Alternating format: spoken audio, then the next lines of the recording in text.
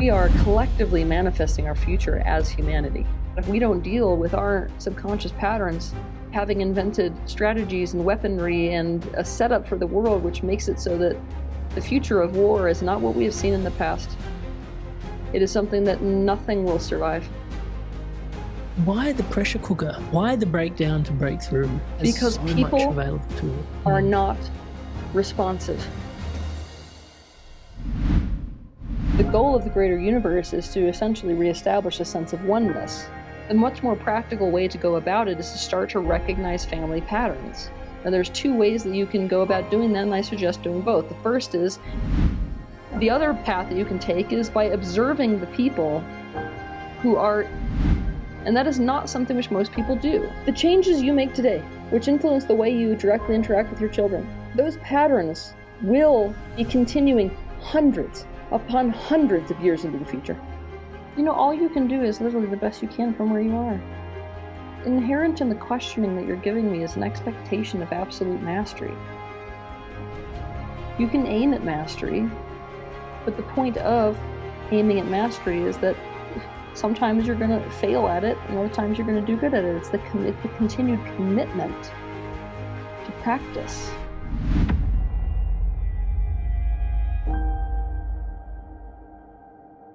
In my own words, I think my legacy is the same legacy that so many people who have come here before me have had, which is to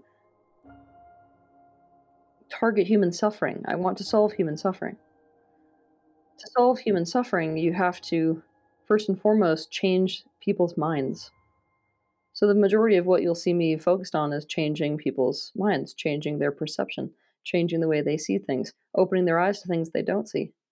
Because that change in perception causes a change in action and a change in decisions, and that changes the face of the world. There is something unique, though, about your approach, I find personally, which is most people are quick to run to the light. It's like, yes, there's suffering, and let's quickly just, like, this is the light, and let's pull you back towards it. Whereas it seems like you seem to have rubber gloves that roll all the way up to your shoulders, dressed in light and ready to excavate the dark. Can you describe a little bit around that uniqueness and your willingness to sort of really dive into shadow work and trauma? And do you have some trepidations or, yeah? Well, the reason that I focus so much on that is because you have to understand the picture of humanity in terms of going in the direction of what they're wanting. If it was as simple as focusing on the positive or just doing the positive, we would already have been there. The problem is we've got this giant subconscious, which is a huge element of our own consciousness, right? And the subconscious is what is actually ruling the majority of people. So I could sit here, and anybody could sit here and focus for, hours and hours and hours on end on affirmations and on focusing on the positive and on trying to deliberately visualize so I can manifest what is wanted. And I'm still not going to get anywhere if I've got these massive subconscious beliefs that are pulling in the opposite direction. If I've got coping mechanisms that are pulling in the opposite direction. If I've got whole personalities within the spectrum of my internal system that are pulling in the opposite direction. And so there's this whole, picture of the things that people don't see. It's what they don't know that they don't know. That is acting as a counter force to whatever it is that they're wanting to create, that which we're sitting here and talking about using the word the light, right? So what people really need is to be willing to go in the opposite direction. This is where you get into these spiritual teachings, which are absolutely true. Things like the only way out is in. The only way into the light is through the dark, right? So we have to be actually turning in the opposite direction and be willing to really face the things that are keeping us stuck, not just pull in the direction of what we are wanting. Is if those anchors and those hooks that are keeping us in what is unwanted don't exist, which is how the vast majority of people, I agree with you, in this field behave. Yeah, it reminds me, I found this, one of my favorite books, actually, just for the type of personality that I am, Radical Acceptance by Tara Brach. And she has this one exercise in there, which so many lovely meditations are like, breathe in the light, let go of your stress. Breathe in the light, let go of your existential angst or whatever it is that's bothering you at the time. And her sort of free frame was, hey, you're a human being. You've got some really incredible opportunity to transmute darkness to light. Breathe in the entire suffering of the world and breathe out light. And I was like, whoa, fuck no. It's just like this visceral, like, and then like all my edges just appeared. I was like, oh shit, there is so much fear in there. Like it was hugely palpable what that brought to mind and light. And I was just like, wow, radical acceptance, huh? Like it was a really profound exercise, and use that as a, I'd love to hear your thoughts on that, but also to sort of channel that into why, because Teal's here at this particular point in time with us. So why is this so important right now in particular? Because I've heard you say that we've also in a bit of a, I don't want to say holding pattern, but decision-making point since 2012. And something's going on. And sorry, I'm asking like 6 questions at once, but I know it's you, so I'm thinking I'll be okay with it. Also, the fact that you see timeline potentials, and that's really trippy for the average mind to comprehend. Yeah, all of that in one big question. Just thrown over your way. Sorry for that. Thank you. Yeah, I don't know where to start with that. Well, obviously, being somebody who is, I want to say, rooted in multiple dimensions at once, as difficult as that may be, one of the things I'm looking at is life path potentials for the average person. But we have to understand that we can treat whole groups of individuals, indeed the whole of humanity at large, as a singular consciousness, and therefore look at the life path potentials for human life on Earth, right? So we are collectively manifesting our future as humanity. Obviously, that makes us a match to certain things, right? And that is what has been really up since about 2012. I will say that's like a tipping point, really. 2012 was really where humanity was put in this position to decide whether or not we were going to repeat a pattern or whether we were going to change that pattern. I don't have a lot of high hopes, honestly, because what I'm watching is humanity choosing to repeat the pattern, which is, of course, a bummer because it puts many people in my position in the space of being like, well, if humanity is going to choose back into the same repeat pattern and keep causing a detriment to themselves, to what degree are we going to stay committed still to humanity being able to choose a different path? Because I want you to think about this like the rolling of a bowling ball. Like if you sit at the end of a bowling alley and you roll a bowling ball, there are points along that trek that the bowling ball takes all the way down to the pins where there could be influences that alter the trajectory of that bowling ball. However, there is momentum, very strong momentum behind it. And humanity is still adding to the momentum and where that bowling ball is headed, i.e., what the future of humanity is.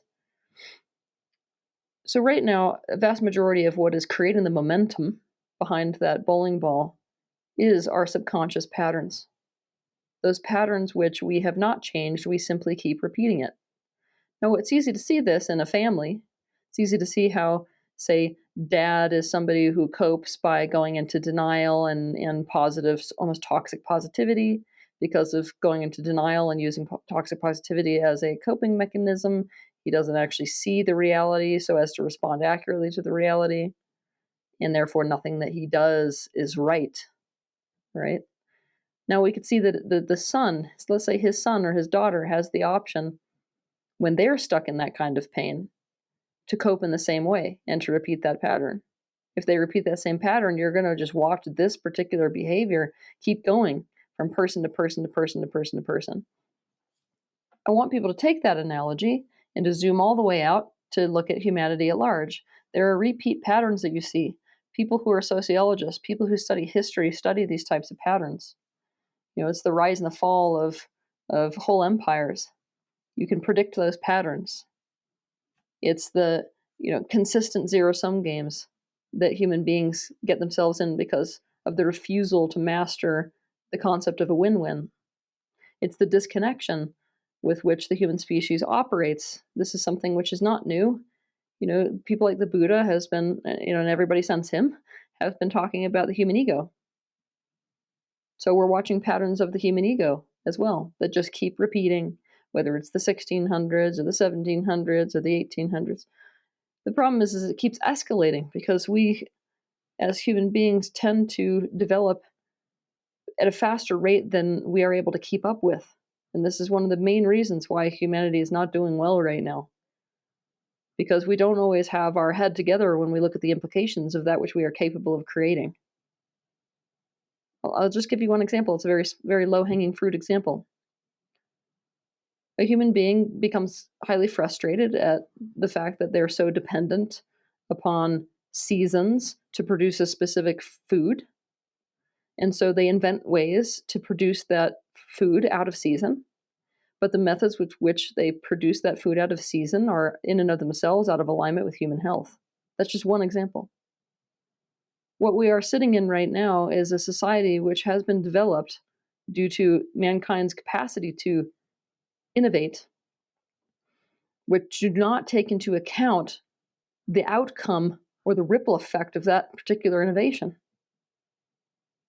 So right now, what we're staring at, if we don't deal with our subconscious patterns, is essentially having invented strategies and weaponry and a setup for the world, which makes it so that the future of war is not what we have seen in the past. It is something that nothing will survive.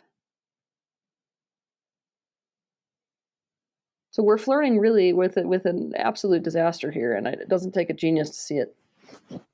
Yeah, because that was going to be one of my questions is what's wrong with the current patterns and the current trajectory, which is to ask the painfully obvious question in some ways.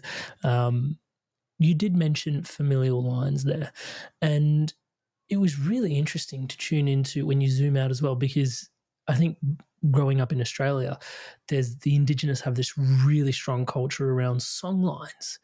And as you move across the land, you tune into different song lines and you can actually, like, there's these, I use the word portal, but they're song lines. You walk around and then you can like open yourself up and you can actually tune in to what's being reverberated along certain grids along the country. And I couldn't help but draw parallels as I started tuning into the work around family lines that you were encouraging us to sort of open up to. Can you describe, just the importance of, and also ancestral trauma, ancestral healing, familial lines, like, because you mentioned blocks before in our subconscious. Why is ancestral stuff so important? Because on one hand, you've even said, and I'll leave you to answer the question after this, which is it's your ancestral stuff is potentially even more important than your own past life stuff in Way terms of how more. it navigates your journey. Floor is yours. Okay. All right. So ancestral trauma is an absolute reality that we opt into and we bring into this life. It's a part of the contract that we're actually looking to get into when we come to this physical life. Before From we a come in soul a physical perspective way, level. yeah, I mean, with a soul perspective, sure. From non-physical perspective, when we're in that space looking to live out a temporal human experience, we are looking at so many potentials from that position, so many potential, patterns which in and of themselves serve our own personal expansion and also the expansion of the greater universe with it. One of these things and one of these pictures is the trauma that we come into. It's not just the positives, it's essentially both. You're looking for these incredible frequencies, which will give you aptitudes, give you gifts, enable you on that path. And at the same time, you're looking for traumas, patterns which you yourself would be served by healing, and patterns that would need healing because of your introduction to that pattern. So you're essentially taking them on. Coming into a life is a little bit like opting into a deck of cards. And some of those cards are super awesome, and you're like, wow, that's the ace right there, right? And others are like,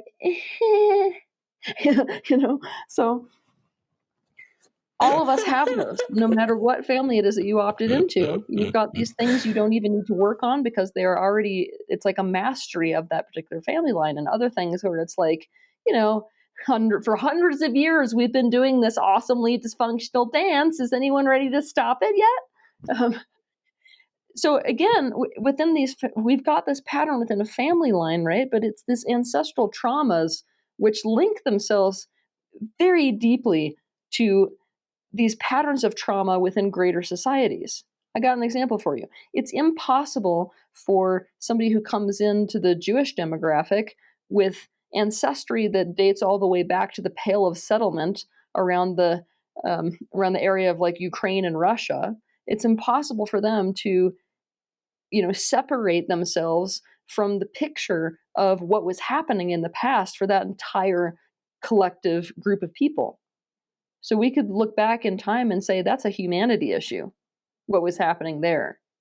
And yet that humanity issue wove its way into the tapestry of all of these individuals and all of their family lines, and it's still just bleeding out. So you can even look back at patterns that started in the 1800s and see them still completely active today in the demographics that came out of the Pale of Settlement. So our ancestral traumas are deeply linked to these patterns, which I was already describing to you, that you can watch over the course of history that just don't change. They just keep going. The power that we have, obviously, because we can go out there and kind of, try to make an impact on a more collective level in the world and things like that. But everybody who's listening to this today knows the frustration of feeling like this world is so large and these governments are so beyond reach right now and potentially feel so corrupt that the major power that each individual does have is to look at their own family line and look at these negative or detrimental patterns that are continuing through the line, which you yourself have the option to negatively adapt to or adopt, right? And look at yourself and say, okay, I'm going to be the one to change this pattern. Awareness is probably a real big part to start on that path. But I imagine it's also really, is it as uncomfortable as it sounds? Because like you said, some of these, like you're cradling this since time immemorial in some way in your DNA and system, and then all of a Oh, sudden you're one particular incarnation that's going to go full stop. It's like, is it easy to place the period at the end of the sentence, or is it like, yeah? Because I imagine there's a lot of momentum in that pattern already, and the type of, what does it require to bring that momentum to a halt? choice. Choice and willpower is what it takes. Can Am I going to say you, that it's easy? No, it's not easy. yeah, Changing these patterns feels a little bit like turning around to face an out of control train. However, you knew that coming in. It's not like a huge surprise. It's not like any of us, I know it feels this way, but none of us got down here by virtue of being like, oh, wow, I didn't understand this. No, you really did. You really knew that what you were coming down here to do was to turn around and face that out of control train and be the person to say, I'm changing the pattern. And the funny part about this conversation is it doesn't matter whether you're going to consciously commit to the concept of healing your family trauma. You are doomed to do it anyway. Otherwise, your life sucks. So go have fun with that. I'll just make it really simple for you, right? You want me to make it really simple? Mm. Okay, let's say that in a family line, you've got this chronic behavior of tyranny. So the way that all of us in this family deal with things is that we muscle ourselves around. It's inevitable that a person who does that is going to find themselves in relationship after relationship where there's a rebellion against that tyranny, where you lose the people that you care about, where there's all kinds of consequences you run into. So I don't care whether this person in this family knows that what they're dealing with is an ancestral pattern or not. At some point, they are going to have to change that behavior if they want to have a positive relationship. So each and every one of us is doing ancestral healing, whether we're conscious of it or not. Becoming conscious of it just changes the felt experience of what it is that you're going through. It changes your understanding, changes your perspective. That's it. But you're doing it. You don't get to be, no human gets to get out of ancestral healing when they opt into this life. When you zoom out and looking at this particular point in time that we're all incarnated, having this bundle of experiences, is this one of the works that is really at the fore at the moment. And what do I mean by that is I grew up here in Australia. I'm Indian by heritage. Growing up, like one of my best friends was Malaysian. Another best friend of mine was of African American descent. Another best friend of mine was Greek. Another best friend of mine was Chinese. Another best friend of mine was Italian, and I'm Indian. Yeah. And we all grew up together, like sharing, talking, like laughing, playing around in the playground. And back to the image of family lines and song lines, like song lines are pretty, like, they can move, but they're these, and you're watching these familial lines dancing amongst each other, weaving whole new patterns. And you see the age of just how technology has enabled like migration at large and familial lines to be able to dance, and potentially people that were warring tribes previously to be able to be friends and break bread and play in the playground. Like, seems to be something going on at this particular moment in time with that in light, would you say? Yeah, I mean, we are the medicine for each other. In fact, in this ancestral e-course that I did, one of the exercises that I put forth is to figure out what opposite culture would be your medicine and to go engage with it for the sake of your own family line. I got an example. Let's say that you are from a Scandinavian culture where traditionally there is so much emotional distance between you and the other people, right? We're talking environments where, in a lot of ways, when things got really tough, it was really every man for himself. Mm-hmm. Very different than the method of survival in certain cultures which are south of the border or south of the equator. So basically, one of the antidotes for people who would be from a family line up in the Scandinavian cultures is to go to a warm weather culture where the MO in that family is like, oh, you belong here no matter what. We're here for you no matter what. You can get as mad as you want to, just emotional as hell. And tomorrow it's going to be like, here's your breakfast.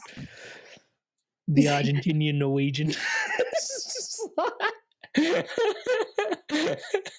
is coming to mind. Sorry, I've interrupted. No, I mean, you understand the picture. It's like we all have some kind of medicine for each other. So oftentimes, interacting with these opposing family frequencies offers us more of the help that we need to shift to these particular patterns, right? So it's a two-part thing that we're looking to do.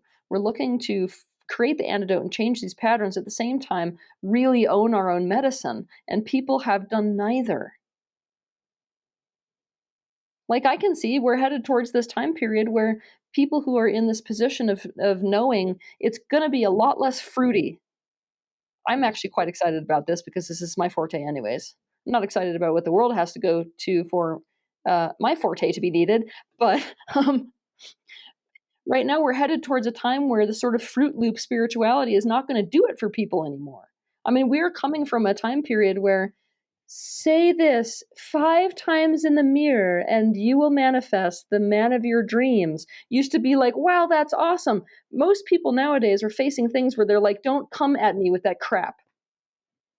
Because we're facing things which are going to require a lot more grit, right? And a lot more, practical realism and more aggressive strategies. And so there's a kind of a warrior, like an open-hearted warrior need.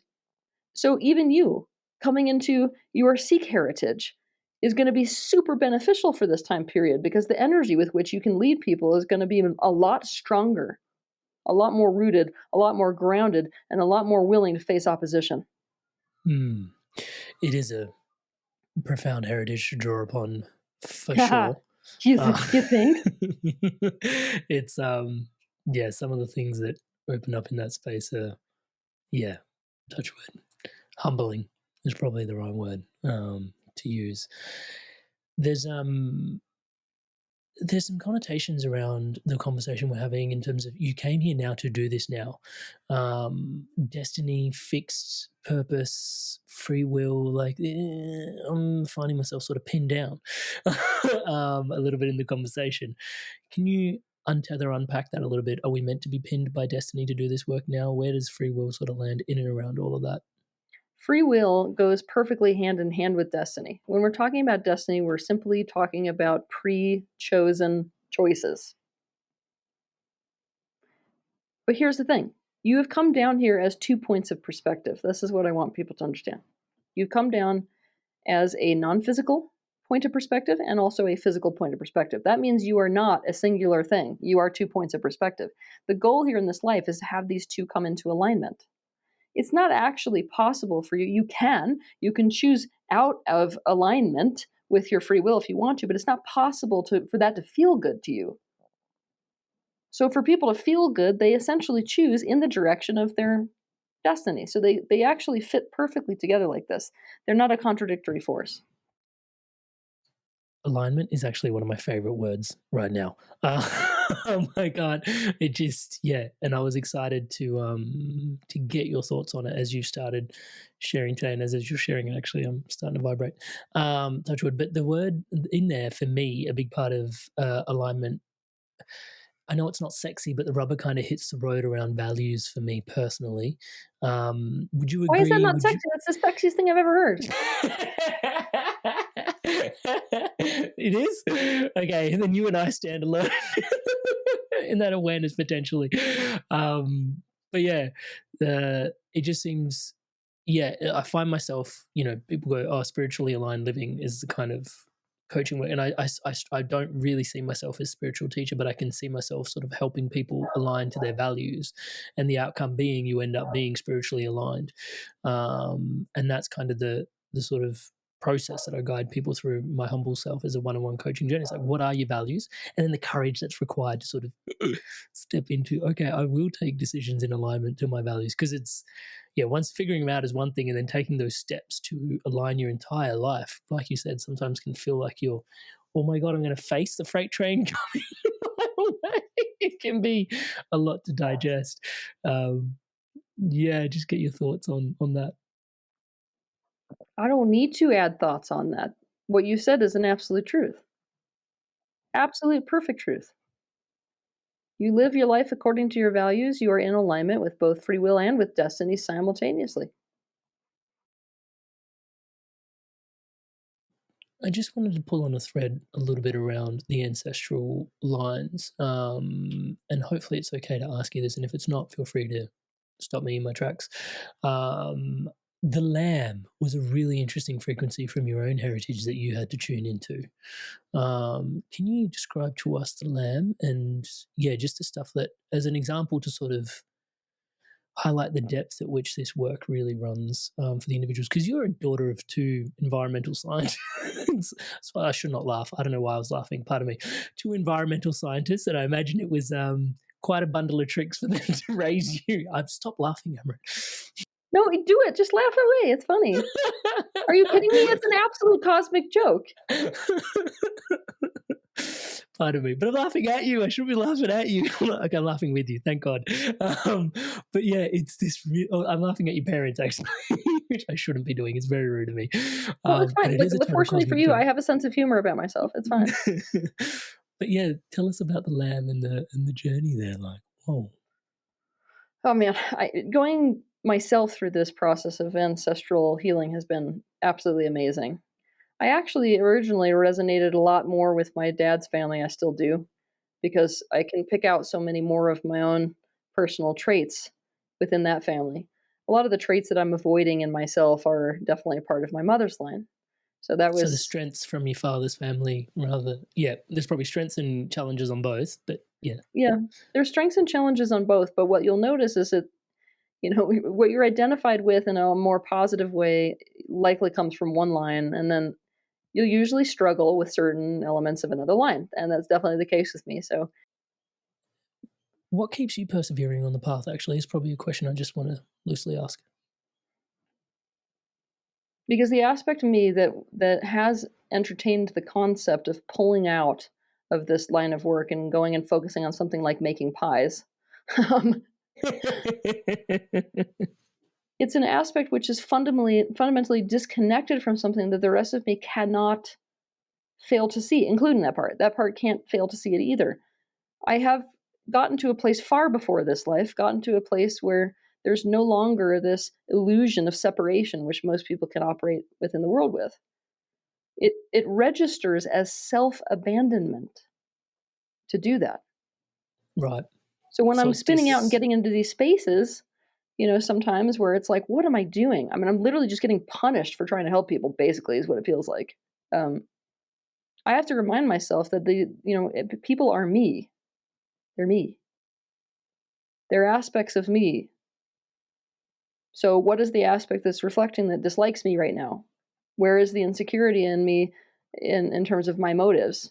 Where is my alignment? So it's like a constant call to come back into alignment, back into alignment. And that's also a vote. I take this very seriously, this concept of a vote. I mean, very seriously, which it's a weird way of looking at the world, I feel like, for people, but I'm not just playing a game of this individual life as Teal Swan.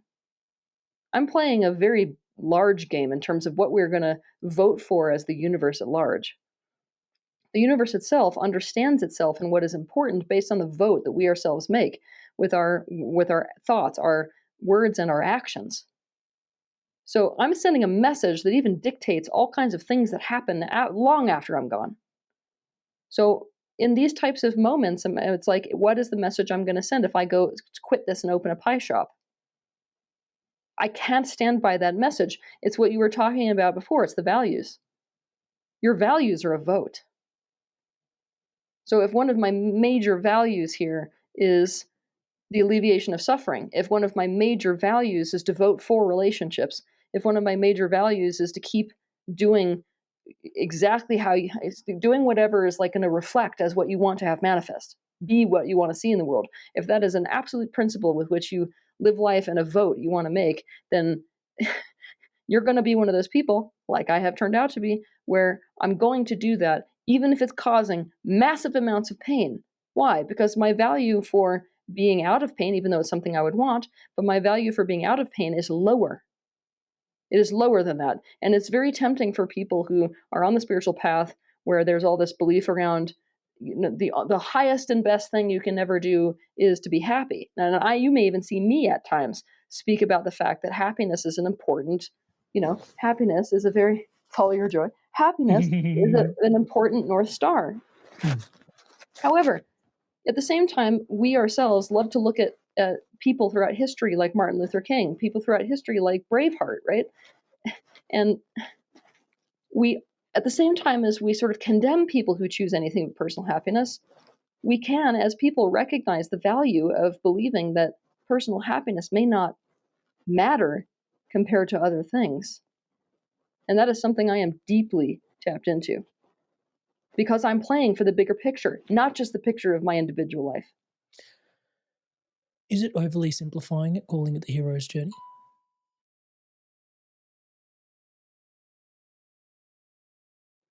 It's not a hero's journey if somebody is connected enough to all people that everything that is done for the self. Yeah, see that in and of itself, like when you were sharing that, is I need a better word in there, but it's intimidating to try and sit with, like, because even in my humble little space of, like, have running a podcast and you get positive comments, negative comments, and you sort of just, oh yeah, just tune the negative ones out, and feeling into like all the work you're doing and all the amount of stuff that's flowing in, and then going, you know what? That's an aspect of me and I may integrate the shit out of that. Is like, what a fucking way to forge character, sorry.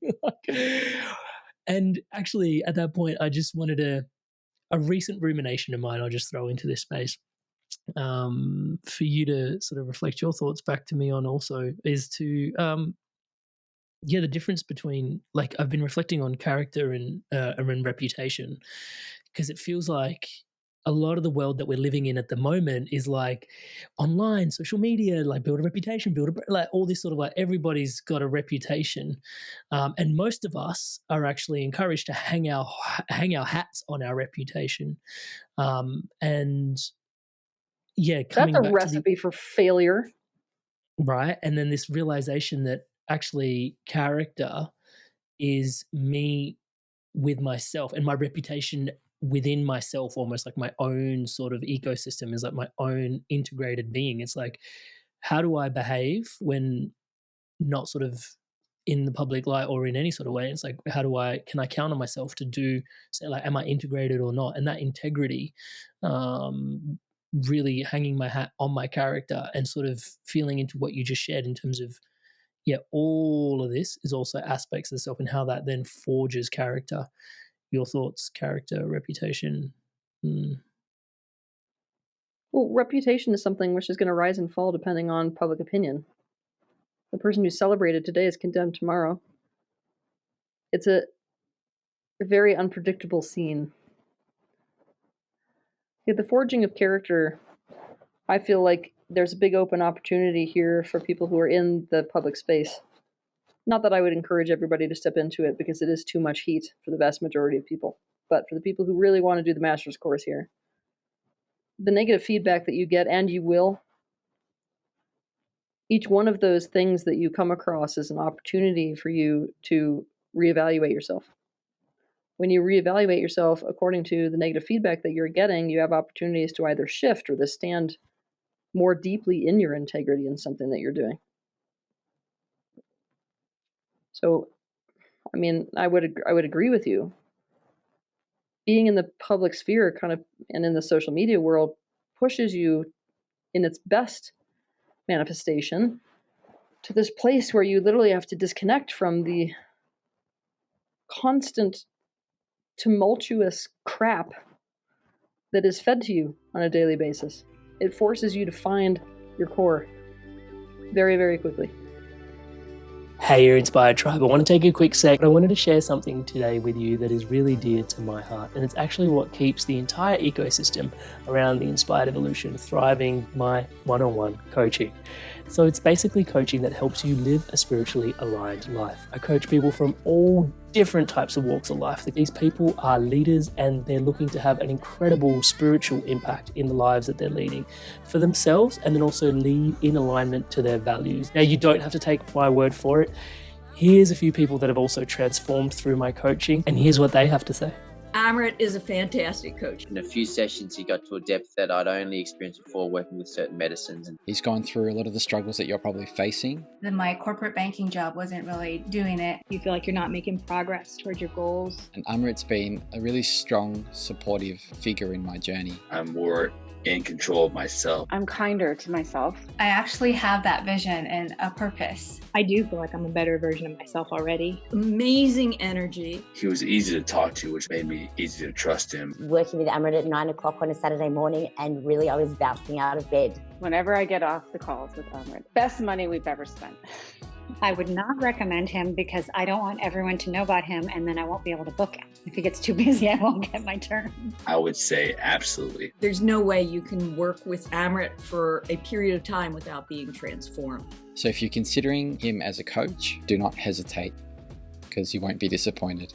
As you guys can see, there's a lot of people all over the world from all these different corners experiencing incredible transformations. I don't think, if I can say humbly myself, that there is anything quite like this somewhere else online. Most people that, have channels that, grow and grow and grow don't really focus on one-to-one offerings. I have just found that it is the most profound space where you can bring yourself in a private container and really just share what's going on for yourself. And if you want to book in for that call with me, touch base, it's www.amrit.coach/life. That's www.amrit.coach/life. There is a link in the show notes below to book in that call.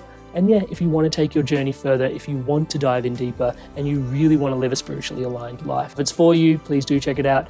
And without too much further ado, once again, for your spirit, for yourself, today's podcast. This one's just for me. So part of me wonders if I could ever withstand such a forging, and then runs behind this fact that you've even labeled you've labeled it as a disability, like an inability to integrate fully, like not integrate, sorry, as to like, because you're sort of non-physical and physical at the same time. And for most people, it's like, oh my God, the superpowers. And you're like, I'm not so sure about that. And then me sort of going, well, I'm not in that space either. So maybe the forging of the fire that way, maybe that's why it seems so intimidating because I'm so 3D. Touch wood. Yeah, your thoughts on, maybe you can unpack that a little bit in terms of, your challenges with physical and non-physical, and how most people perceive it as the ESPs being a bit of a superpower in there, but also, yeah, just this lifetime that you're carrying, and yeah, some of the stuff that isn't so rosy. Existence itself involves contrast. That means there are positives and negatives in everything. The particular disability which I have grants me a special way of being able to view the universe, and some of those things are an absolute gift. But anybody who has any kind of, quote, disability is going to say the same thing to you. You know? All you got to do is date a deaf guy to understand how incredibly brilliant they are with their hands. I had to.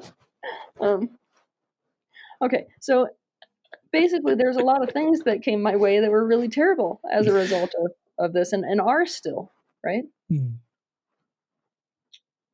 By far and away, I think the most difficult aspect of that has not even been this extrasensory stuff which I'm running around the world with. It's been the fact that I pack so much more power than the average person does and than the average woman does. And yet, I'm in this physical human body that has very physical human female needs. And people are very, very, very, very bad at holding dichotomy. They cannot put those two things together. It's like, well, if I see something that's super spiritually powerful, it's so powerful it shouldn't have any human needs, right? And we even look at, it's almost like a divide within the spiritual field itself between those who wish to use spirituality as a means to negate the physicality that we are experiencing. Even when we point to things like, the gifts of spirituality, which are very heavy in Hinduism and things like this, it's, oh, that somebody's spiritually enlightened when there's complete non-attachment, and therefore a person is unaffected. You know that a person is completely spiritually transcendent when they no longer need food. Things like this. So, yeah, but you'd be surprised how much this narrative has wound its way into our belief structures. It's an inability to hold dichotomy, right? And then let's look at the other camp in spirituality, which is that, no, the purpose of spirituality is to combine our temporal nature with our non-physical self. That's the chop wood, carry water. If we look at this, then it is the job of our objective self, once there is a detachment from the concept of ego, to come in and meet the ego as a beloved friend, to come in and meet those very intense human needs, which each one of us experiences. But the difficulty, one of the main difficulties for me, is that people hold one or the other. Either they see my human female self, and because of it, this is not something they're going to see anymore, or because they see that very, very powerful spiritual being that packs a hell of a punch, they essentially forget my humanity entirely. So I'm in pain either way. That's been the hell, and it's been the hell of relationships. Part of me is really sorry to hear that, and I know that doesn't really help you on your path in any way, but it is, so I'm just going to speak to it. Do you see the contrasts expanding or contracting? Like, are we sort of converging into like being less sort of dichotomous and struggling with dichotomy, or are we? We are converging into integration, absolutely. But in order to converge into integration, people have to become aware that they need to integrate. And the way that people become aware that they need to integrate is by being ripped in half by the two dichotomies. So right now you're going to see both. You're going to see what a loop. Sorry, I've interrupted. That's fine. There's going to be this intensification of these polarities that exist in the world, within ourselves, the things that cause us the very most pain. And because of the awareness of, oh, wait a minute, this is going to force us to come into that space where we are able to hold the dichotomy and or find win-wins and or create the integration. I always find myself asking this question: why the pressure cooker? Why the breakdown to breakthrough? Like this experience of life has because so much available to it. Are not responsive. I need people to see this. This is an absolute shadow of humanity. People are not responsive. And people have been trained to not be responsive. That is the process of socialization. Do you want me to explain? Please. All right. You're born into a family. That family has a concept based off of their culture or whatever else of what is good and bad, right and wrong, acceptable and unacceptable. You have one option in order to fit in with that social group, which is very important for a physical human because it is our survival, is depending on that. So what we do is we systematically become the very things which get us approval, which get us loved, which make us right, which make us good, right? Even if it hurts us. So we, because of this process of socialization, are becoming acclimatized to pain. It's like the frog sitting in the hot water. You keep turning it up, turning it up, turning it up, and then it just acclimatizes to it. The amount of resistance which the average physical human is able to live with is not normal for an organic species. If you watch other species, this does not occur. There's a little bit of discomfort, and there's an immediate response to that level of discomfort. Let me zoom out and take this picture of what I've just shown you and give it to you on a universal level. When we came down here into this time-space reality, we were meant to experience this contrast of this time-space reality. What that means is we were meant to sort through kind of the unwanted, wanted, positive, negative for us specifically. And that was meant to be the very fertile grounds for our own personal expansion. So we come down here, we experience the unwanted, it kind of doesn't feel good, and so because of that, we go in the direction of what is wanted. What happens if you're part of a social group that tells you, doesn't matter if that's what you want, you're not going there? Or if you yourself think, oh my gosh, if I go in the direction of what I want, I lose my most basic connections. We develop an entire internal system of resistance to the very things which we want, the very expansion path which we came down here to walk on. We have become unresponsive. So it gets to the point where we are only willing to change a pattern or move in a specific direction when the pain is so acute, we can't do it anymore. That is not normal.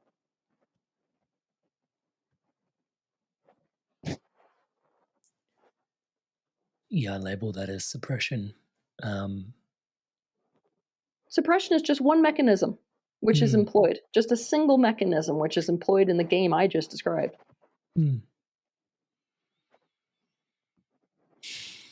That's why it has to escalate, though. Do you see? If I acclimatize, if I come up to a young child and I teach them to become okay with the fact that you don't like this, become okay with the fact that you don't like this, I'm going to give you a reward for dealing with the fact that you don't like this. All of a sudden, this is an unresponsive creature. When pressure is put on, there's no movement. So I have to put more pressure, and there's still no movement. And so there's more pressure. Literally, people have to get to the point where, universally speaking, their whole boat needs to be sunk for them to be like, okay, I have nothing to lose anymore. Now I'm going to change. Is that somewhat the dark night of the soul process for most people? Yes, 100%. Yep. Yeah. And right now we're headed towards, actually in the middle of, and headed even deeper into, a collective dark night. Can you tell us more about that? Well, it's what we were talking about in the very beginning of this conversation between you and I. It's that we keep maintaining these patterns that are not working for us, and there's an escalation factor of those patterns that are not working for us until we end up in a situation where the collective reality on Earth that we have created for ourselves is so bad, we literally can't survive it. We can't. It's a do or die scenario. That's why you see, even in the younger generations, like this is not normal for younger generations to feel as much doom as these younger generations feel. Millennials and below, absolute doom. It is incredible high levels to of watch. Apathy as well. Like I found. Yeah, well, why would anybody put energy apathetic. towards something if it's not going to go to anything positive? See, it's doom. There is, it's hard for me because of course some of the people who will be watching this right now are people who don't necessarily fall on the spectrum there, because they're people who are like, you know what, we can do it. I want to change something. I want to ask these questions, but we have to zoom out and look at the collective. And I'm telling you right now, looking at the collective consciousness of millennials and below is shocking. There is really this is not working for us. We can't even count on a future to do anything for us. And so basically it's just about immediate gratification. It's really really upsetting. But I mean, that very vibration is going to lead people into a place where it's like, well, what has to shift? What? And I'm visualizing the pressure that amounts into those spaces and beings, and then the sort of cracking open that then has to invite in going forward, and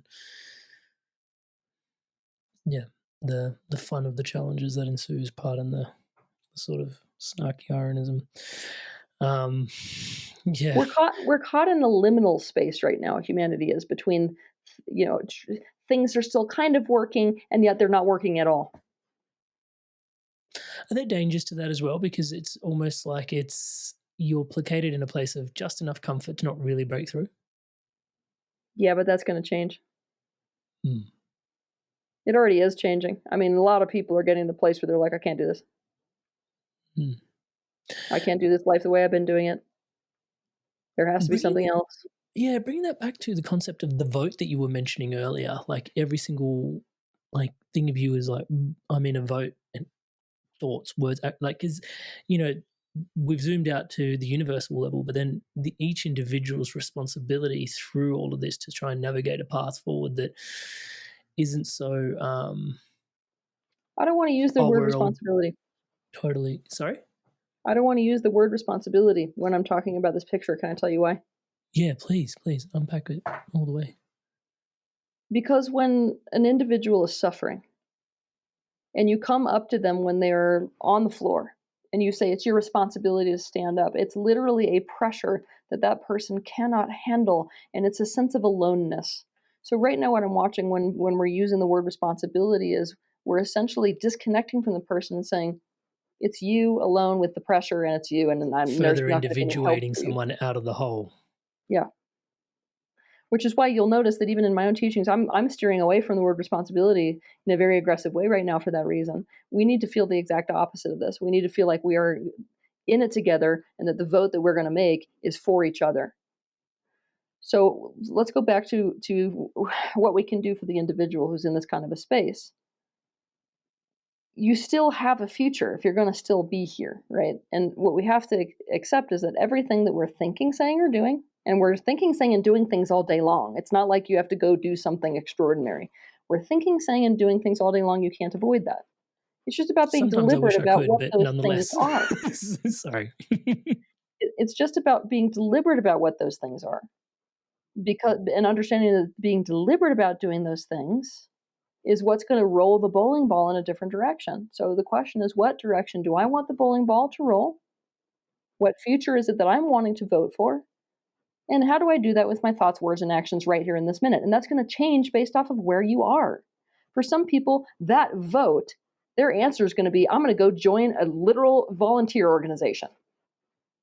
For other people, it's like, all right, I want to vote for a sort of better future environmentally, and so I'm literally just going to bring a glass and I'm going to drink out of that glass instead of buying plastic bottles. That's all I can handle right now.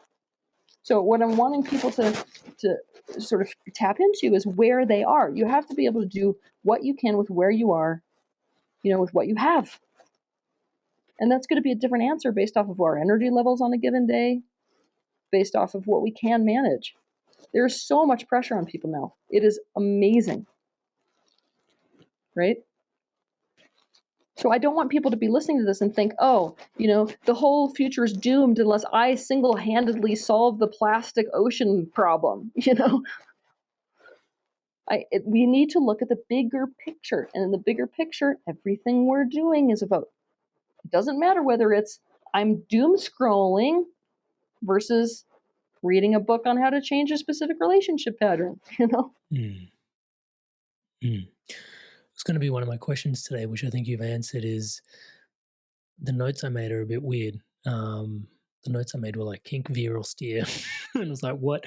But like as we're going down these lines and with our votes, and we can change, like, can we change it to a point where it's like a sharp kink in the path? Or does it do we steer it around a corner, or does it just start to veer? And I think, like you just alluded, it's different for each individual in what's manifesting for them in the particular moment in time. Am I right? Yep. Are we going to talk about us collectively? Yeah. There are things we can't avoid at this point. Can we change our trajectory to a degree where we would love the experience that we are manifesting into? Yeah, absolutely. So I don't want to say these things to make people lose hope, but people are needing to wake up. Like we're at that critical point where it's like, it's not a joke, you guys. The warnings about what we're headed to is not a joke anymore. You don't want to figure it out when it's too late. You know, that's the wake up call. Oh, wait, I really, really got to put my energy into, thoughts, words, and actions in the direction of what I vote for. Right now, there's no longer this like leeway. We don't have the leeway. That's the only reason I'm bringing this up. It's not because we can't change the trajectory. The future is not set in stone. But if we do not change our thoughts, words, and actions, it absolutely is. You see? We're headed down a certain path that does require some conscious choice in order to pivot so that we can actually materialize a brighter world, at the risk of sounding that cheesy. Touch wood. Yeah. One of the questions I had was around universal samsara and the energetics of all the things that are at play there.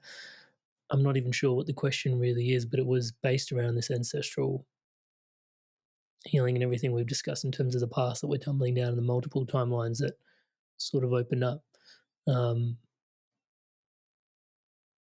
if we're learning things as an experience and a being, is that true that the universe is also learning as a being and as an experience? Like, absolutely. Most people are not ready for that information yet because they're not ready to see themselves as a part of this universe. They're not ready to see that they themselves are, as a part of this universe, are influencing the overall picture of what Source itself knows, Source itself is wanting. It is learning from every aspect of itself. Source, what we're calling God or the universe, is in an absolute obsessive phase of self-awareness, has been for millions upon millions of years. Upon millions, more and more. Before time, it's been on this kick of self-awareness, and we are painting this picture of self-awareness. Everything in existence is, not just humans. So yes, Source itself does not know everything. And it sure as hell doesn't know everything about itself, which is why part of the picture of this entire time-space reality, this mirror construct, which we're existing in. But I mean, most people, that makes them uncomfortable because the vast majority of people on the spiritual path as well, but especially the religious path, they would like to believe that they have a father or a mother, somebody who is all-knowing.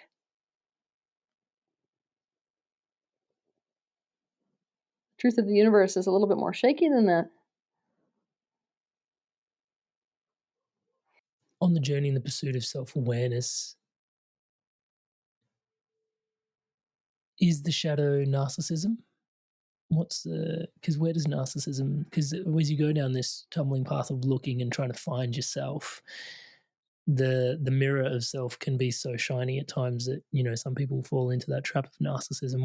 Is there a dynamic? Is there a play between there, or are they some completely different camps and do completely different things? No. See, this is where people start to get lost. No. I know I got to unpack this, and it's going to be difficult. Sorry. Thank you, though. Okay, that which we call the ego is a sense of self, right?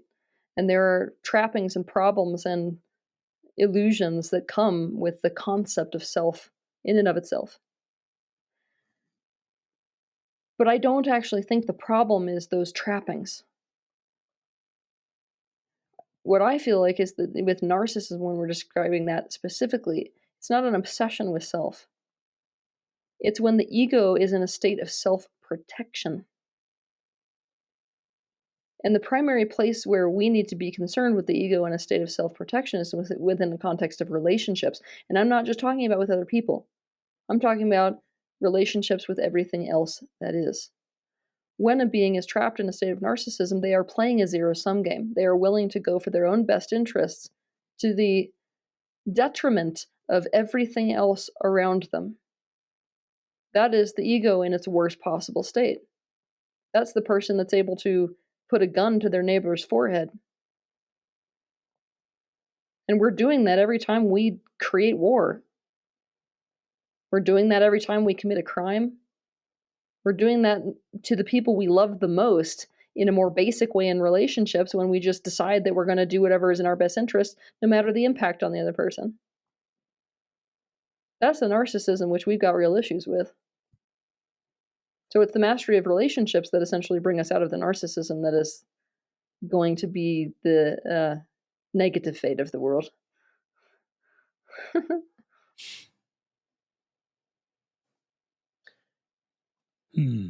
But guess what? It's possible for an ego to be in an enlightened state. Now, I know that most people will be shocked when they hear that. Wait, what? Goes back to the integration which I was describing before, where you can have a temporal self and you can have a non-physical self. You can essentially be in oneness, and oneness can accommodate for the sense of self. And when these two things integrate and the selfhood becomes aware of its own limitations, suddenly you have an awakened ego and you don't have a problem on your hands. That was coming into today's podcast. My wife was like, I've got a question. She never has a question. She was like, ask Teal how we can maintain the awareness of oneness whilst we're navigating 3D reality. And you answered it for him. Is that the answer for the most part to that question? Yeah, I mean, obviously in practice it's more difficult. I mean, you can talk about these high-level concepts like I just did. I threw it at you, but of course the practice of doing so is a struggle, especially when we are threatened.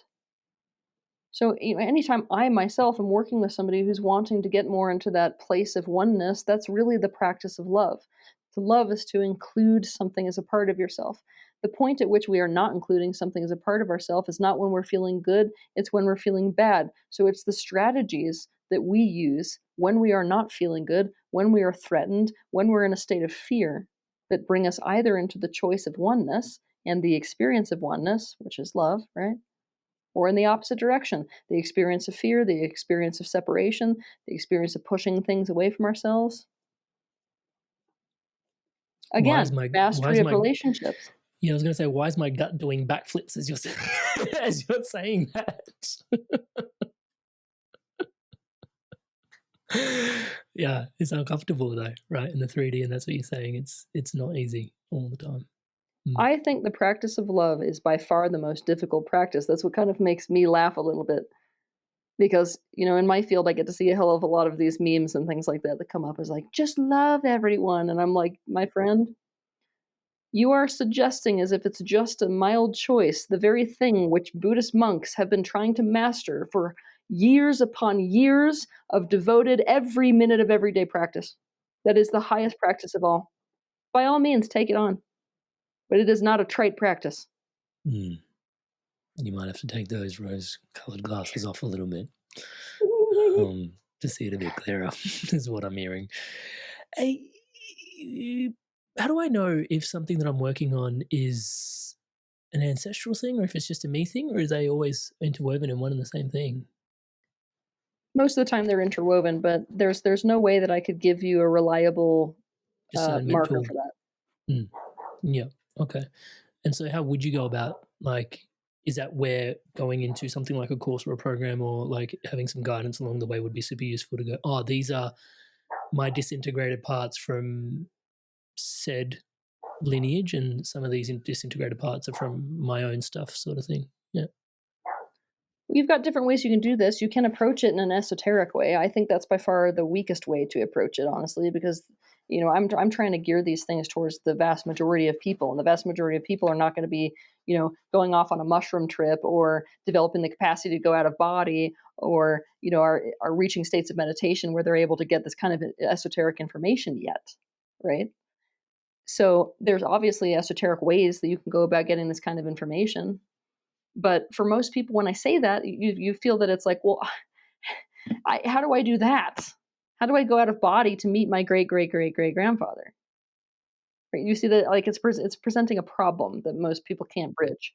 So the much more practical way to go about it is to start to recognize family patterns. Now, there's two ways that you can go about doing that, and I suggest doing both. The first is you start doing a hell of a lot of research on your family line. That's straight up genealogy stuff. Let's start putting on our little detective hat and following the strings, right? And believe me, they lead you all over the place. It's super fun.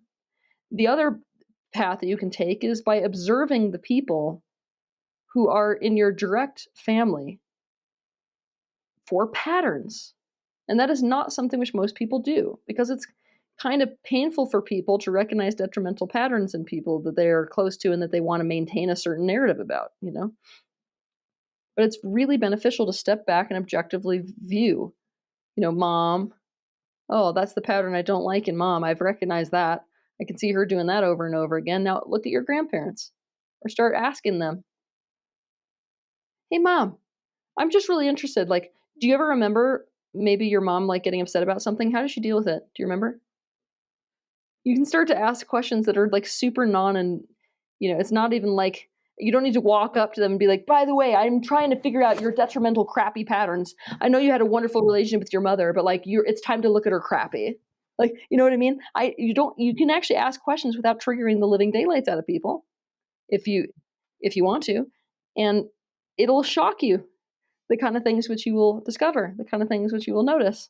And you can take the awareness of the patterns which you're looking at in the generations just above you, and you can start to look at yourself and be like, oh, oh, there it is. I'm doing the exact same thing. There's that pattern. There's that coping mechanism. Oh no. Now let's change it. Yeah, because I'm thinking about certain friends that I have that are like, oh yeah, I'm just playing out the pattern that's my father's, and they seem to have almost accepted that to some degree as well. One of the interesting things when we start tuning in also is that if we start doing this work now, they say, have you heard of those things where there's 7 generations back up the line, 7 generations down the line? Have you heard that? If we start to create a ripple effect or a change, it actually influences a certain number of generations, either way. It's limited. That's a limited thing. You affect everything causally linked to it. Right. Okay. I just realized. Okay, so it's not limited to 7 generations as a whole. Yeah, okay, perfect. Your face when I said that, sorry. Well, that's because this is why, and it's easier for us to see, going forward.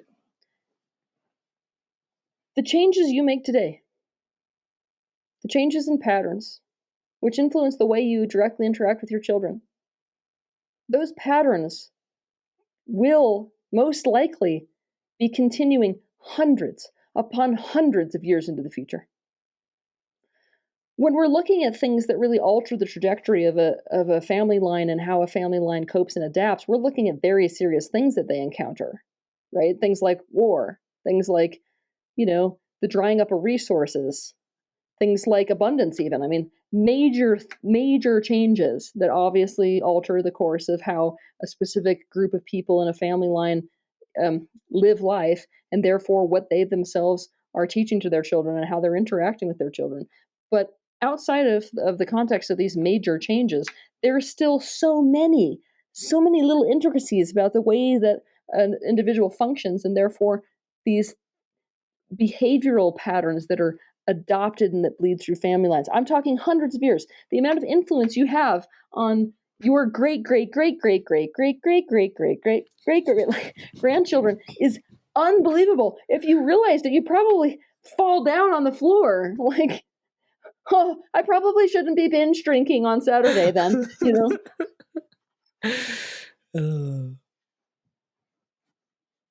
I don't want to say that to cause so much pressure to people, because pressure just is something in which we all of a sudden have to cope with and adapt to, which people don't do nicely. But the real reality is that the ripples are endless. Yeah. And we're circling back to that conversation we were having about the vote before and the impacts of it, I guess, on a real meta level. One of the questions I always seem to be able to struggle with is healing versus wholeness. Because in some ways, it feels like healing is a bottomless pit, a bottomless task. We're just always going to be healing. And in some ways, this human experience just, we're whole. Like, there's so much wholeness. It's like you're exactly the way you're meant to be in this experience to get the lessons and the experiences you're meant to be having. And they seem to be at odds with each other. The place I start to reconcile it a little bit is the Rumi quote of like, the cracks are where the light gets in. That sort of helps me on my way a little bit. But then even then, being cracked, you know, it's like, you know, when how perfect is everything versus the need for healing and dichotomy. Yeah. Do you get the line of my question? Nothing is perfect. Okay, let me explain. Maybe wholeness is a better word. Sorry, go on. Yeah, sorry. Yep. No, I think wholeness is a crap word. Can I tell you why? What? No, you cannot. Of course you cannot. Please. Sorry.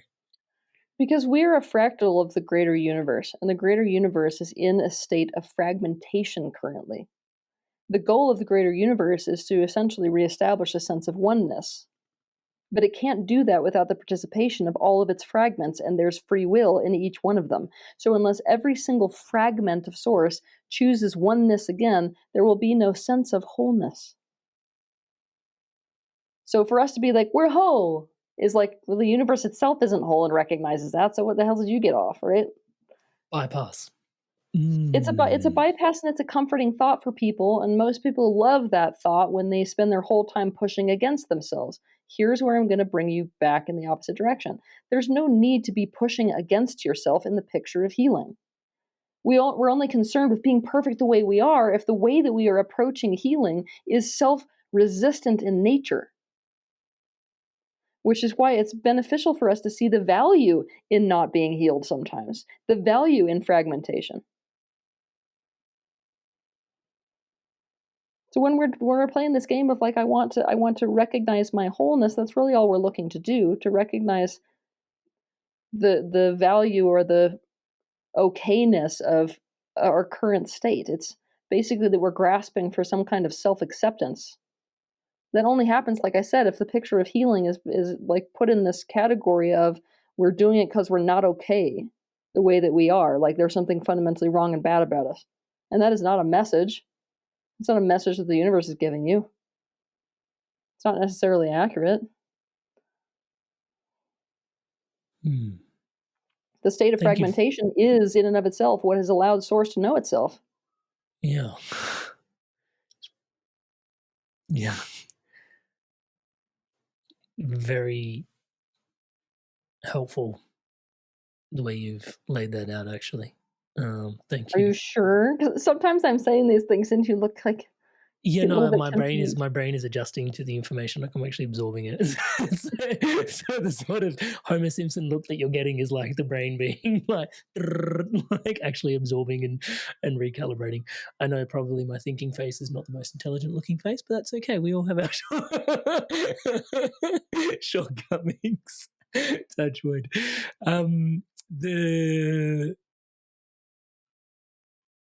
The approaching, and this is a bit of a sidestep, but the approaching towards the later parts of our life and transitioning out of like from life to death, there's a lot of lack of acceptance that we generally have with that process as well as a species.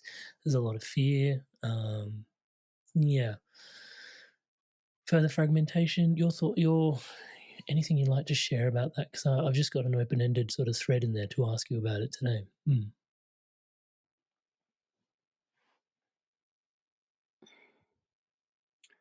I find myself being thrust into a difficult position here because one of the things that I want to teach about the most is the process of death, because it's something that each and every one of us will face. It's inevitable, yet we refuse to look at it. Yeah, and those of us who want people to look at it are called pro-death and pro-suicide, for example. Yeah, which couldn't be further from the truth. Yeah. So, facing that conundrum, we need to become much more comfortable with death. Part of what has created this is that death is perceived as unpleasant. It calls things into question. There is value, great value in death. That's not something that we want to recognize. It alters the course of life, and life becomes a very different creature when viewed through the lens of death, right? So within the picture of all of this value, if we're not looking at it that way and we see death as something which is profoundly scary, right, then we make all these movements within society to sequester death away. And that's essentially one of the main reasons why we're in this position where we don't even accept that death is a reality. In the past, this was not normal, that when somebody died, you never saw it. I mean, death was something that was happening around. Almost everybody, by the time they reached a certain age, had seen a dead body. That doesn't happen anymore. So all of a sudden we have this relationship to death where it's not a natural part of life. It's something that's like, oh my gosh, can you believe? Well, yeah, it's going to happen to each person, right? We only really have issues with that when it's around the circumstances itself, right? We've got this attitude of like there's right deaths and wrong deaths. So death is something which we need to look at. I mean, really look at and consciously look at and have a relationship to. And I feel like the value in doing that is, like I said, you see life totally drastically differently. When somebody has experienced near-death experiences, when somebody has had loved ones that die, when somebody works in a line of work where they're around death a lot, what they will tell you is it totally changes your perspective on what matters, your perspective on life itself. And it opens up the door for us to make totally different choices. I mean, it's been really interesting to me, having worked with so many people who are dying, honestly. It's been very interesting to me to hear what it is that they say, because there's so many parallels between what they say regarding what they wish they would have done differently, regarding what matters most in life, regarding their desires now that they're close to death. And I feel like if we took a more proactive approach to looking directly at these things, we would definitely live our lives differently and in a much, much more rich way. So it's interesting. It's like our awareness of death opens up this door for us to live more. What are some of those consistent things? God, there's so many. I wish I would have told people that I loved them is one of the number one ones that I see. When you're looking at that one specifically, it's that most of us are living in a state of not being able to show our vulnerability. What this exposes very clearly is the fact that all of us are in a state of vulnerability, and part of that vulnerability is the way that we care for certain people in our life and the fear we have about showing it, and how desperate people are at the very end to let people know that, and the willingness to share that vulnerability. Another one is, I wish I wouldn't have listened to people about what I should do, rather than going in the direction of what it is that I really felt called to do based off of my passion. This is the call for an unwasted life. It's what you said around values. If my family values stability, but I value this particular art and I can't stop thinking about it and I love it so much, what am I doing with the hours of my life if I'm not committed to that thing which makes time stop for me? Think about how people's lives would be different if they committed themselves to those things rather than what society says they should do. That's the total inspired evolution, by the way. He's singing my song. Sorry. There's so many of these things. I'm writing a book about it, by the way. Incredible. Yeah. Well, actually, on that note, while we're talking about books, there's a lot of books and there's a lot of art. There's a lot of courses. Mate, you're unstoppable. Touch wood.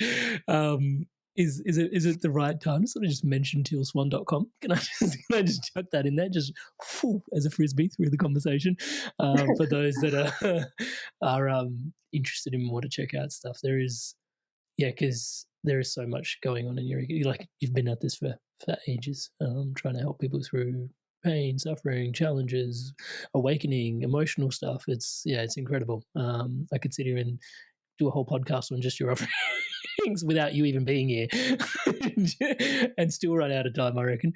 But yeah, that exists over there. One of the you're creating something at the moment called the completion process. Can you tell us about the completion process? Yeah, the completion process is a process that I came up with a long time ago, and I've been using it for years and years and years, even using it with organizations that deal with veterans. I basically created this process to help people to resolve what is unresolved within them. And that can be all the way from, I'm chronically having issues in my relationship and it just keeps repeating and repeating because of an unresolved trauma in the past, all the way to the most extreme forms of things where you've got, straight up PTSD where people are unable to function. They're in centers because they're a hazard to themselves based off of not being able to function because of these previous traumas. What most people don't recognize is the fact that the struggles that they have in their adult life, and I mean all of us, including illnesses, physical illnesses, they have their roots in traumas in the past. So what this process does is it takes you essentially back to whatever trauma needs to be resolved in order to resolve it. And doing so gives you a framework for healing, exactly what needs to happen and what you need to do in order to feel better, feel different, change the pattern, basically. What I decided to do is to convert this process to a full-on e-course where I'm teaching people all about the information behind trauma, walking them through all kinds of experiential exercises, so that they have a concept of the trauma that they may be affected by. And then I'm introducing them and walking them through the process of this completion process where they can apply it to their own life. And it felt to me that an e-course was the best way to do this because I can't be in person with everyone around the world, but this is the closest to being in person with everyone in the world. So I can really lead them through that process. So I've just created that and it's going to be released probably this summer. I'm a little bit excited because it's going to be really assisting this place where most of us are right now, where, like I said, what's really adding up to this collective problem, which we're all facing, this collective sort of negative road we've walked down, is these unhealed traumas. So if each and every person can take it upon themselves to start, cleaning up the turkey pan a little bit here and changing these patterns and changing trajectory, it is absolutely impossible that this greater society does not shift in some way, because we have to understand that the society itself is made up of parts and those parts are individuals. So I never want somebody to underestimate their capacity to influence the whole when they themselves are a part of that whole. You have enough people shift at once and that society is going to shift, period, the end. So I'm super excited for this to be a tool that people can use at this time. I have two questions opening up in my mind. One, I'll go with the more inspirational one. What is your hope for humanity, Teal? And is hope too wispy a word? Sorry, again, two questions at once. Shut up. My hope for humanity is to put me out of business. I don't want any of us who are in the line of work of trying to help people be in alignment. I don't want any of us to be in business. I would like an individual person to be able to be so powerfully connected to their own alignment and have such awareness of what the picture of their health requires and entails that they're able to just progressively make votes in the direction of that which brings about health. And I mean, happiness is a big part of health, Thank you. The other question was going to be around societal pressures, and it's less inspiring. Because I think a lot of us kind of want to run around and some of us want to do the work. Some of us really want to do the work and are inspired to want to reframe and, say I love you more and do the things that matter to us on our deathbeds more. And yet somehow we're in this construct, which is just like, it's a bit grinding, isn't it? Like, it's just a bit full on. What the fuck is up with that? And any advice on how to navigate all of that? If you know what I'm alluding to there, like the 3D capitalistic model and in and around all the stuff we're trying to still do our work in and around all of that. Bigger picture. This is why it is so important for those of us who are interested in doing the work to look at the bigger picture. That picture is bigger than what is happening at this particular snapshot of life on Earth. It's very tempting when you're in the middle of all of this to get lost in the minute, and to forget the bigger picture. If you maintain the concept of this bigger picture, it's a lot easier, I can promise you. When I say that, does it make sense to you or not? Because if it doesn't, then you got to come back at me, because I would like people to actually have a framework with which to not feel so incredibly overwhelmed by all of this. Yeah, I think the bigger picture, getting meta, does help with the sense of overwhelm of the day-to-day grind of it, but there's still integrating that real nugget of what you were inviting us to embody earlier, which is that vote, and it's a big part of, like you said, putting us out of business. Part of me was like, oh, damn it, like helping people come into alignment is totally what I love doing. And it's like, no, but it's so true. Like the fact that we need to do that is a bit fucked. But all of that Don't to worry. say, Don't worry. They're going to need it far beyond your death. It's not something you need to worry about. I'm not worried about it in that regards. But what I am worried about is those people that can't bring themselves into alignment, but are still like they're not quite there yet to bring their entire life into alignment with their vote. But they do want to start to vote, but they're like struggling to integrate the two things because they've got some amounts of vote, but don't really want to shift, well, not really want to, but are struggling with how difficult it may be to shift their entire life.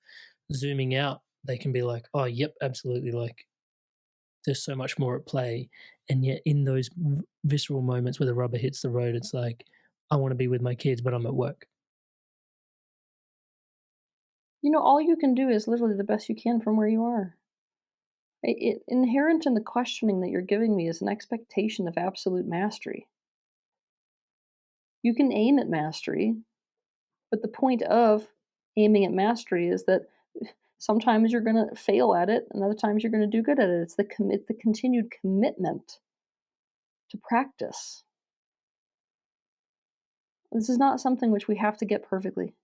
And it's not something you're going to get perfectly. If you hold yourself to that standard, you're just going to get so overwhelmed, you're going to want to quit the whole damn thing and just eat pie. Teal was hungry today before she came. Not a pie in there. Sorry. That was going to be one of my questions today, not about pie. It was going to be about faking it till we make it. Because some people say that there's no benefit to that. Some people were like, sometimes that's just what you got to kind of do on your path to sort of find your way to where you're going. How did you get there from pie? I didn't get there from pie. I got there from what we were talking about before pie. It was, just do the best with what you can with what you've got, That doesn't mean fake it. That does not mean fake it. Yeah. Why, that has nothing to do with fake. Nothing. Can you unpack that a little bit further? Okay.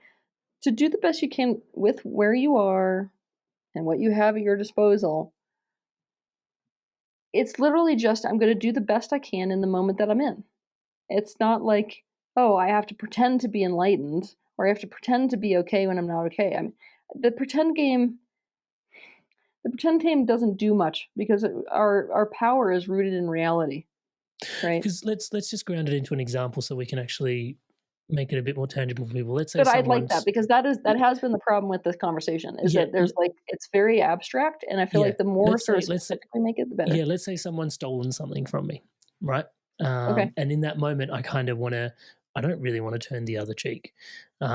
Is it worth me faking it till I make it to sort of get to that point where it's like, actually, it's okay. He probably needed it more than I did, even though I don't viscerally believe that in my bones, and I just feel fucking affronted that someone's stolen my shit.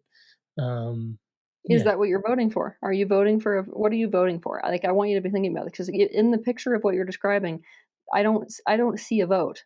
I have no clarity as to exactly why you would be doing one thing versus the other thing. It's almost so playing that bigger picture. What would you want?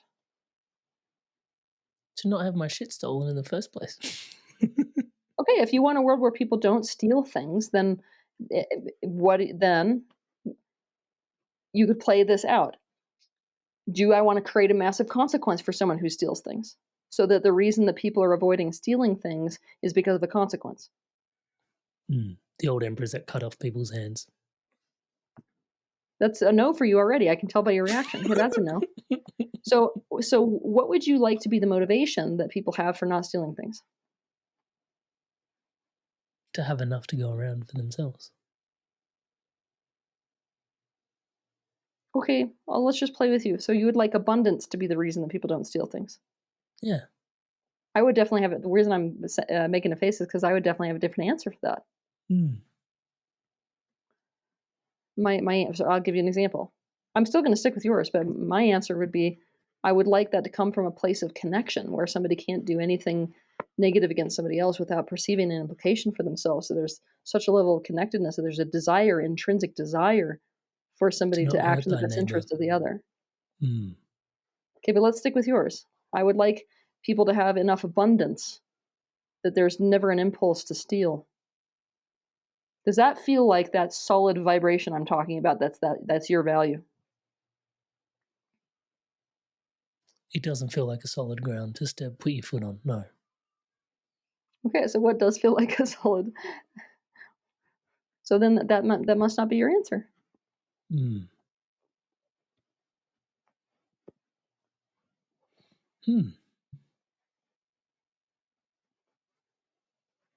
Somehow I feel more grounded in your response than I do my own, which is really weird.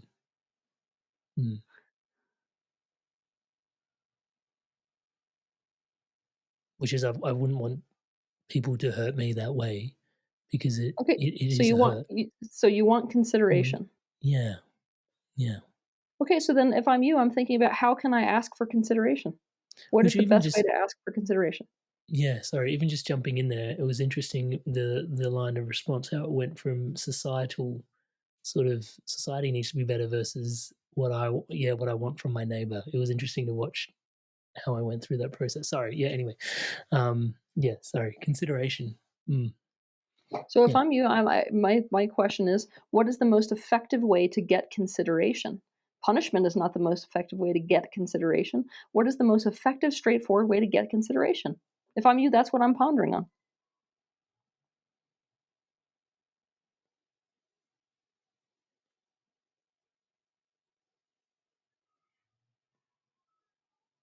One way is to put your pain in front of someone, for example.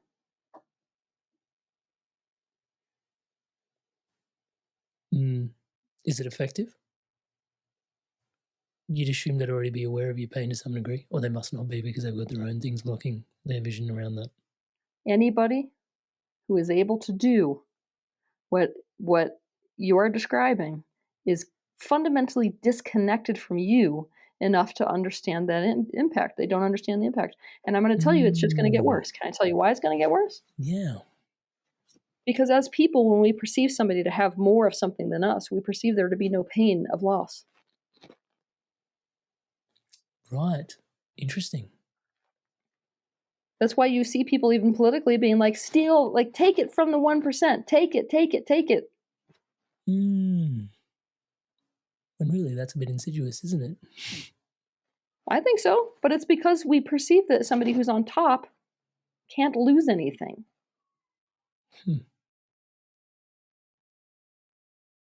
Very interesting. So back to my question then, the fake it till you make it thing. Do I, like in my frequency, how do I navigate that journey? Like, if I want to be more of an enlightened person, just accept that, okay, this has happened and this person didn't have consideration for me, but I can afford them some consideration in that, okay, they didn't realize what they were doing to me, just fake it till I make it? Or do I go, this was fucked, and I go try and hunt them down? How do you know that that's an enlightened perspective? Because it feels less volatile. So you're suggesting right now that enlightenment is indicated by the ability to be non-affected. I can hear the bypass as you're saying it back to me. So no, but yes. Initially yes, but after your response, no. So yeah, it's they probably deserve the ramifications of whatever's coming their way, obviously. Well, is it your job to shortcut see what we're trying to be in a conscious relationship with the law of mirroring, right? That's what's happening. Oftentimes when people want to take the high road, they're taking themselves out of the picture of the law of mirroring. I would actually rather put myself in it. Why? Because I know that if I choose to take myself out of the picture of law of mirroring, they're going to get a much stronger mirror, and it's going to be 10 times worse. Down the road, it's like if they're going to hit the wall if they don't hit the speed bump, sort of thing. So there's a kindness in there in a really weird kind of way.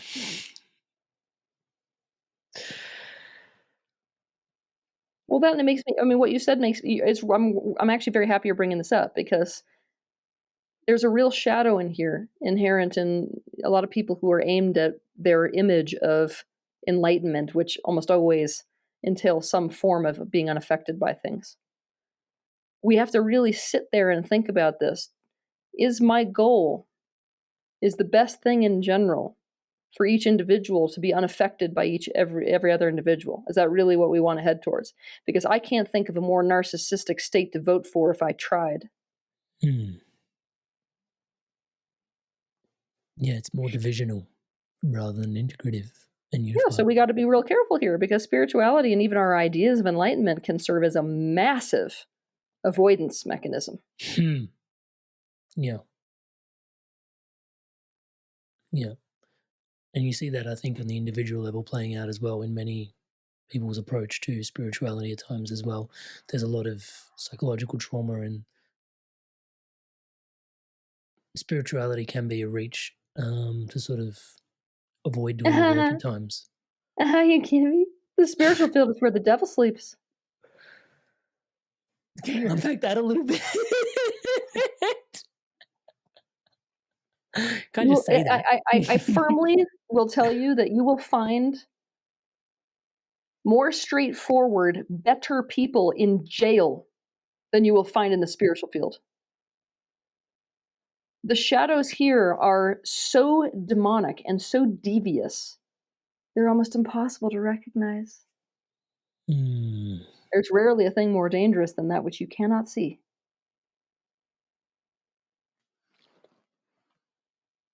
Where would you hide? If you were the biggest shadow in the world, where would you hide? I would want to hide where people are looking for shadows, where people are identified with not having them.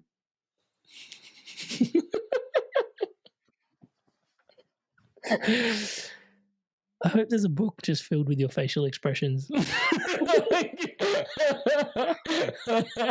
That one needs to be released too, Teal, please. At some point. They speak volumes. I know you've mastered the art of speaking, but they also speak volumes.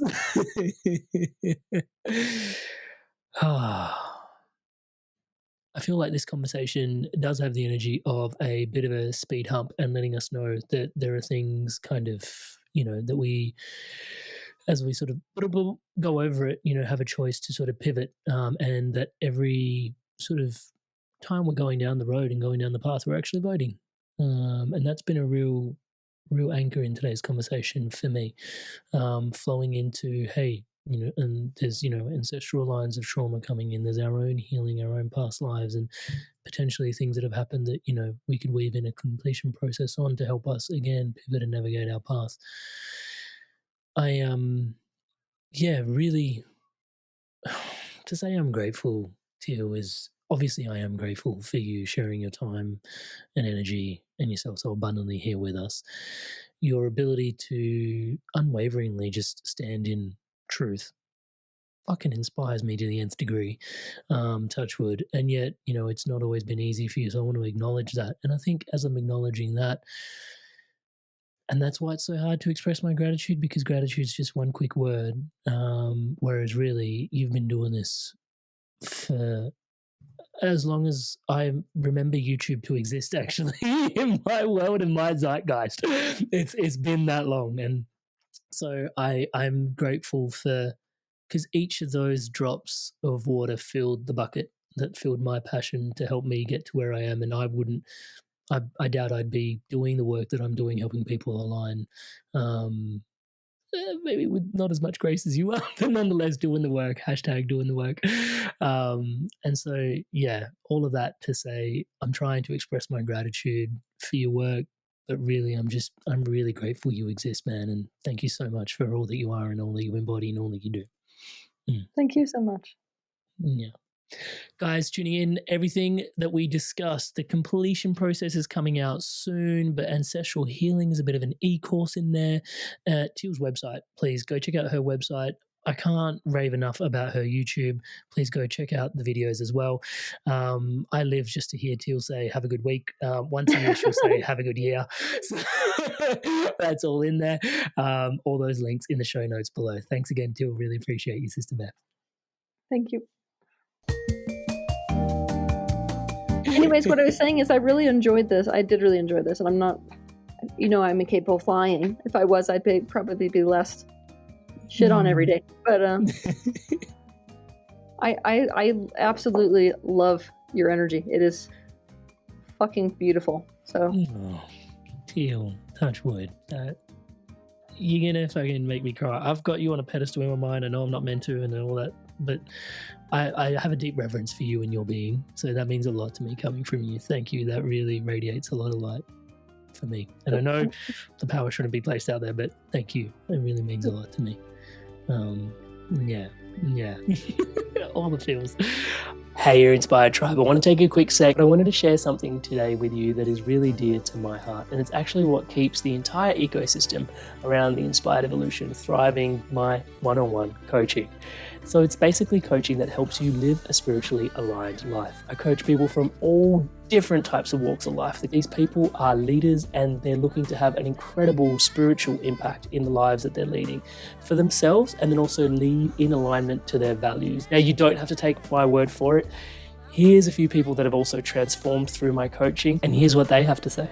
Amrit is a fantastic coach. In a few sessions, he got to a depth that I'd only experienced before working with certain medicines. He's gone through a lot of the struggles that you're probably facing. Then my corporate banking job wasn't really doing it. You feel like you're not making progress towards your goals. And Amrit's been a really strong, supportive figure in my journey. I'm more in control of myself. I'm kinder to myself. I actually have that vision and a purpose. I do feel like I'm a better version of myself already. Amazing energy. He was easy to talk to, which made me easy to trust him. Working with Amrit at 9 o'clock on a Saturday morning, and really I was bouncing out of bed. Whenever I get off the calls with Amrit, best money we've ever spent. I would not recommend him because I don't want everyone to know about him and then I won't be able to book him. If he gets too busy, I won't get my turn. I would say absolutely. There's no way you can work with Amrit for a period of time without being transformed. So if you're considering him as a coach, do not hesitate because you won't be disappointed. As you guys can see, there's a lot of people all over the world from all these different corners experiencing incredible transformations. I don't think, if I can say humbly myself, that there is anything quite like this somewhere else online. Most people that, have channels that, grow and grow and grow don't really focus on one-to-one offerings. I have just found that it is the most profound space where you can bring yourself in a private container and really just share what's going on for yourself. And if you want to book in for that call with me, touch base, it's www.amrit.coach/life. That's www.amrit.coach/life. There is a link in the show notes below to book in that call. And yeah, if you want to take your journey further, if you want to dive in deeper and you really want to live a spiritually aligned life, if it's for you, please do check it out. And without too much further ado, once again, for your spirit, for yourself, today's podcast. Thank you so much for watching this video all the way to its end. Obviously, you absolutely love this podcast, and I want to thank you so much for watching this all the way through. Here is another video that's perfectly curated just for you to watch as the next best video to keep your inspiration flowing, to keep you evolving, to keep you yowing. Check it out now.